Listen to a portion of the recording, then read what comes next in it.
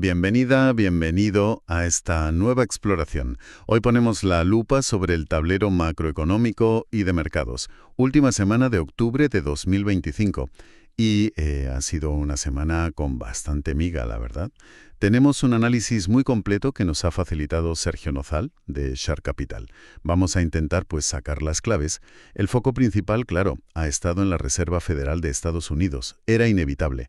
Pero bueno, no ha sido lo único. Hemos visto datos de confianza, movimientos en China, que, siguen ahí generando debate, decisiones en Europa. Vale, la pregunta es, ¿qué nos dice todo esto junto? ¿Cuál es la foto general de esta semana? Pues mira, la foto general es de, a ver cómo lo digo, de digestión complicada. Por un lado tienes a la Fed dando un paso que, en teoría, suena bien, ¿no? Recorta tipos por primera vez en este ciclo y anuncia el fin del QT, del Quantitative Tightening. Eso, debería ser música para el mercado. Pero por otro lado, el mensaje que acompaña a esas acciones es de muchísima cautela, casi diciendo, ojo, no lancemos las campanas al vuelo. Y claro, la reacción inmediata en los bonos con subidas de tipos, pues refleja justo eso, esa ambigüedad. Si a eso le sumas las señales de enfriamiento que vienen de fuera, pues tienes un cóctel, digamos, complejo. Entremos de lleno en la Fed, entonces, que parece el epicentro de todo esto. Anunciaron un recorte pequeño de 25 puntos básicos, sitúan los tipos en Estados Unidos entre el 3,75% y el 4%, y como decías, finiquitan la reducción de balance, el QT, el 1 de diciembre. Esto del QT, a veces se habla mucho de tipos, pero menos del balance. ¿Qué importancia tiene exactamente? Es fundamental, sí. El quantitative tightening es el proceso por el que la Fed ha estado quitando liquidez del sistema, ¿vale? La que inyectó durante años. Ponerle fin significa que, aunque no vuelva a inyectar a lo bestia como antes, al menos deja de drenar liquidez a ese ritmo. Es quitar un freno monetario. Así que tienes dos cosas. Bajan un poquito el precio del dinero, los tipos, y dejan de reducir la cantidad de dinero. Fin del QT. Son dos señales expansivas, sí. Vale, dos señales expansivas. Pero entonces, ¿por qué esa cautela? Porque el comunicado y lo que dijo Powell después no parecieron, digamos, desatar la euforia. Exacto. Ahí está la clave. El comunicado reconocía que la actividad económica se ha moderado, que se crea empleo, pero a menor ritmo. Pero insistía mucho en que la inflación sigue elevada. Y Powell, en la rueda de prensa, se esforzó muchísimo en enfriar cualquier idea de que esto sea el principio de una bajada rápida de tipos. De hecho, ojo, la decisión no fue unánime, hubo división. Uno quería bajar 50 puntos, más agresivo, y otro prefería no tocar nada. Esa división ya te da una pista de las dudas que tienen ellos mismos. Entiendo. Es como decir, vale, levantamos un poquito el pie del freno, pero no os confiéis, que la inflación sigue ahí y no vamos a volvernos locos bajando tipos ahora. ¿Y cómo se tradujo esto en los mercados, más allá de la primera reacción? Aquí viene lo interesante. Y quizás un poco raro para algunos. Después de un recorte de tipos, los rendimientos de los bonos del Tesoro de Estados Unidos subieron. El bono a 10 años, que es clave para hipotecas y demás, terminó la semana cerca del 4,11%. Esos son unos 12 puntos básicos más que al empezar. Y el de 2 años, que mira más a corto plazo, a lo que se espera de la Fed, también subió otros 12 puntos básicos, hasta el 3,60%. Espera. ¿Cómo? La Fed baja los tipos de corto plazo y el coste de financiarse a 2 y 10 años sube. Suena contradictorio. Es el mercado reajustando. Refleja que los inversores esperaban quizás un mensaje más claro de Powell, más compromiso con futuras bajadas, más dovish, como se dice. Al no tenerlo, y al ver que la Fed sigue muy pendiente de la inflación, pues los tipos a medio y largo repuntaron.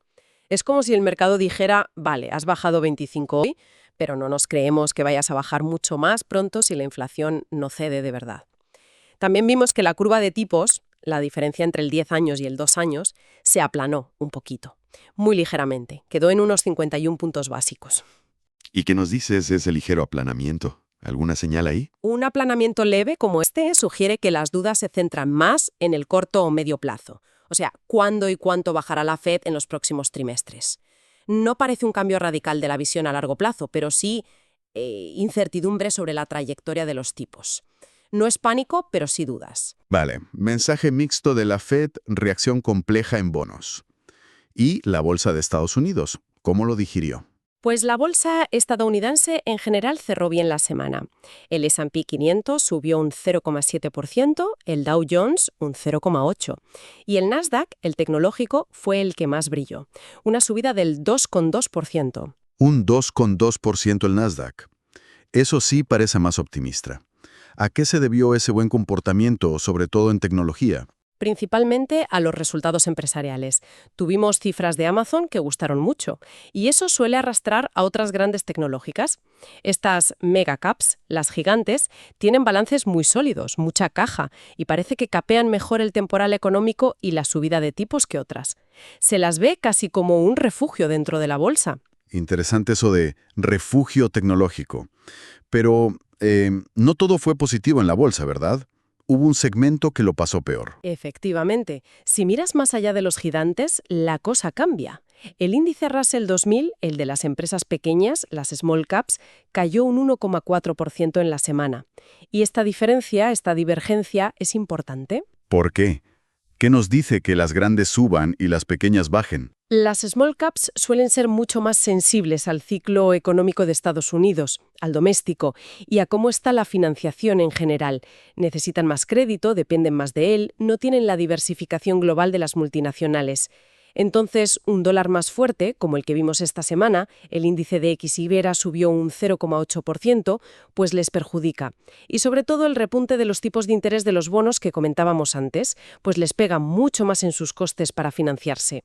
Es una señal de que, aunque los grandes índices estén bien, hay debilidad por debajo, en partes importantes del tejido empresarial. Entendido. O sea, la fortaleza de las gigantes puede estar tapando problemas en empresas más pequeñas, más pegadas a la economía real doméstica. Tiene lógica. Mencionaste más datos de Estados Unidos.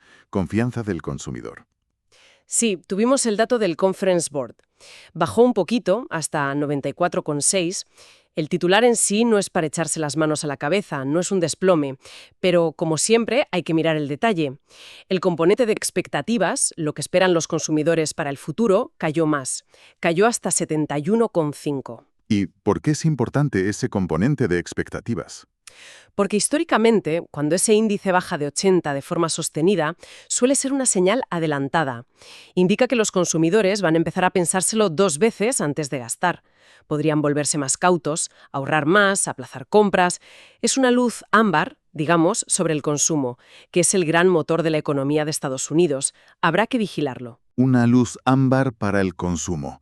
Vale, salgamos de Estados Unidos. Mencionaste China.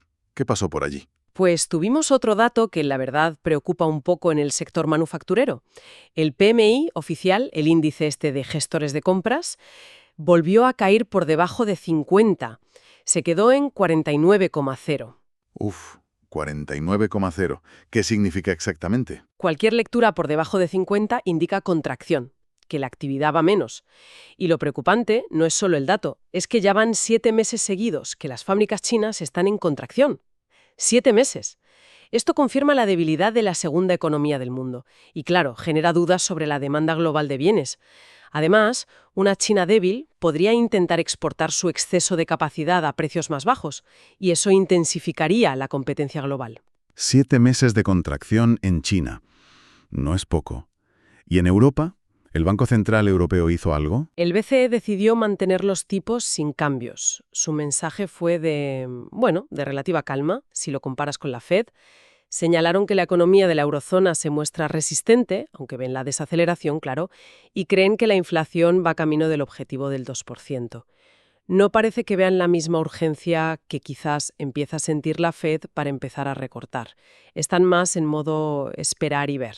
O sea, la Fed empieza el giro, tímidamente, pero lo empieza. Y el BCE prefiere esperar más. 2 ritmos. Exacto.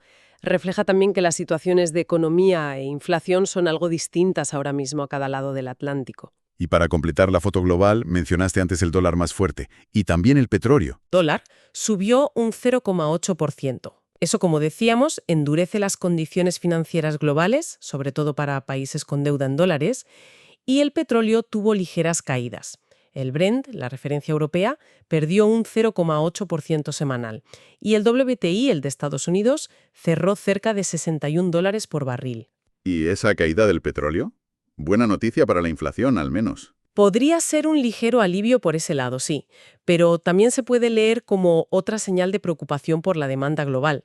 Si la economía mundial se enfría, se consume menos energía, y eso tira del precio del petróleo para abajo. Así que, doble lectura. Vale, repasadas las piezas. Fed cauta, bonos arriba, bolsa dividida, consumidor expectante, China floja, Europa en espera, dólar fuerte, petróleo bajando. Si intentamos juntar todo esto, ¿cuáles serían los principales riesgos que ves ahora mismo sobre la mesa? Pues yo destacaría varios. Primero, el riesgo de que la inflación, sobre todo la de servicios, que es la más difícil de bajar, no ceda tan fácil como espera la Fed. Eso les limitaría para seguir bajando tipos. Segundo, la desaceleración global. Parece que se confirma con China, con la cautela en Europa, y eso podría pegar en los beneficios de las empresas. Tercero, las tensiones financieras. Un dólar fuerte mucho tiempo y tipos altos podrían dar sustos en sectores más débiles. Las small caps que decíamos, el crédito de alto riesgo, quizás el inmobiliario comercial. Y cuarto, bueno, siempre está el ruido político o fiscal interno en Estados Unidos, que puede saltar en cualquier momento y generar volatilidad. Un panorama de riesgos bastante claro, sí. Y por el lado de las oportunidades, ¿hay algo a lo que agarrarse? ¿Estrategias que puedan funcionar? ¿Mantenemos viva la esperanza del aterrizaje suave? La posibilidad del aterrizaje suave, o sea, bajar la inflación sin cargarse la economía, yo creo que sigue ahí.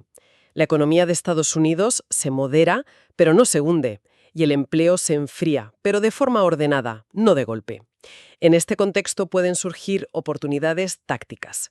Por ejemplo, si los próximos datos confirman una desaceleración mayor de lo esperado, los bonos de duración media, entre 5 y 10 años, podrían ponerse interesantes, porque sus rendimientos seguramente bajarían. ¿Y en bolsa? Mencionabas las megacaps tecnológicas. Sí, las empresas de alta calidad, con buenos balances, poder para fijar precios, mucha caja, como muchas de esas grandes tecnológicas. Probablemente seguirán siendo un refugio relativo en un entorno así, incierto. Dependen menos del ciclo inmediato. Y si los tipos de interés se estabilizan o empiezan a bajar de verdad, pues sectores más defensivos, como las utilities, las eléctricas, gasistas o las de consumo básico, podrían varar atractivo. Dan dividendos estables y son menos cíclicos. La clave ahora mismo es ser muy selectivo. Selectividad. Parece la palabra clave entonces, tanto en bolsa como en renta fija. Absolutamente. No es momento de comprar el mercado sin más, ¿eh? Hay que mirar muy bien dónde te metes, primar la calidad en acciones y ser listo con la duración en los bonos, ajustándola según veas venir los tipos y el crecimiento. En resumen, la Fed da un pasito hacia una política menos dura, pero con pies de plomo, con un mensaje cauto que enfría las expectativas. Los mercados reaccionan de forma compleja, suben las bolsas grandes por la tecnología, pero también suben los costes de financiación, los tipos de los bonos y sufren las empresas pequeñas. El dólar se fortalece, añadiendo presión global, y siguen las dudas sobre China y sobre cuánto aguantará el consumidor estadounidense. Es una buena síntesis, sí. La perspectiva puede ser constructiva si se da el aterrizaje suave, pero exige muchísima cautela y selectividad. Y esto nos lleva a la pregunta clave. ¿Qué nos dirán los próximos datos? Tenemos una semana entrante crucial. El lunes 3 de noviembre, el ISM manufacturero en Estados Unidos. El viernes 7, las nóminas de empleo, importantísimas. Y seguiremos con resultados empresariales. Esos datos van a ser clave para ver si esta historia de desaceleración suave aguanta o si hay sorpresas que nos hagan recalibrar todo. Estaremos muy atentos a esos datos, sin duda. Un panorama complejo, como decíamos. Recordamos que este análisis detallado que hemos ido desgranando viene del informe de Sergio Onosal de Shark Capital. Para quien le interese profundizar o valorar opciones de inversión, puede encontrar más info en sharkinversiones.com. Y con esta visión general y las claves a seguir las próximas semanas, cerramos nuestra exploración de hoy. El tablero macro sigue en movimiento y parece que la incertidumbre nos va a acompañar un tiempo. Efectivamente. Y quizás queda una reflexión final ahí, flotando. Ahora que el fin del QT ya está aquí y hemos visto el primer recorte de tipos, ¿estamos de verdad en un punto de inflexión duradero hacia una política monetaria más laxa?